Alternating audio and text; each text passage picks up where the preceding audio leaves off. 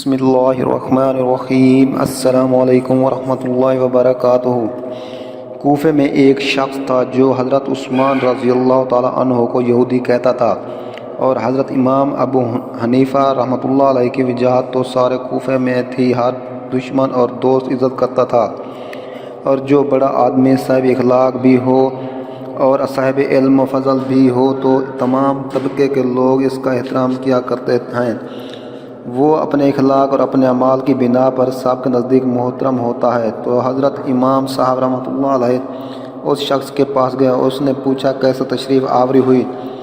امام ابو حنیفہ رحمۃ اللہ علیہ کہنے لگے، ایک رشتے کا پیغام لے کر آیا ہوں، جناب کی شہزادی کے رشتے کا پیغام لے کر آیا ہوں۔ وہ بہت خوش ہوا، لڑکے کے بارے میں بتایا کہ لڑکا بہت اچھا ہے، پرہیزگار ہے، علامہ ہے وغیرہ وغیرہ، اور دنیا میں جو وجاہت کی چیزیں راج ہیں ساری گنوا دی۔ وہ آدمی کہنے لگا بہت اچھا، منظور ہے۔ حضرت فرمانے لگے کہ بھائی میں نے اس کے ہنر بتا دیے ہیں، تھوڑے سے عیب بھی بتا دینے چاہیے تاکہ دھوکہ نہ ہو۔ تھوڑا سا اس میں عیب بھی ہے کہ وہ لڑکا یہودی ہے۔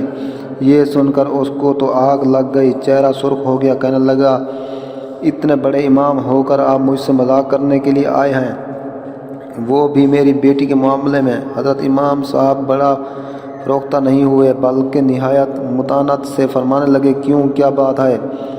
یہ برا فروختہ ہونے کی چیز ہے؟ میں نے تو سنا ہے کہ رسول اللہ صلی اللہ علیہ وسلم نے ایک یہودی کو 2 بیٹیاں دی تھیں۔ اب اس شخص کو اپنی غلطی کا احساس ہوا، اس نے ہاتھ جوڑے اور کہا آئندہ میں توبہ کرتا ہوں۔ حضرت امام ابو حنیفہ نے فرمایا بس یہی مسئلہ سمجھانے کے لیے آیا تھا، تیری بیٹی کے لیے اگر میں یہودی کا رشتہ لاؤں تو تو مجھے قتل کرنے پر آمادہ ہو جائے گا، اور اگر رسول اللہ صلی اللہ علیہ وسلم کی بیٹی کے شوہر کو کوئی یہودی کہہ دے تو وہ واجب القتل نہیں۔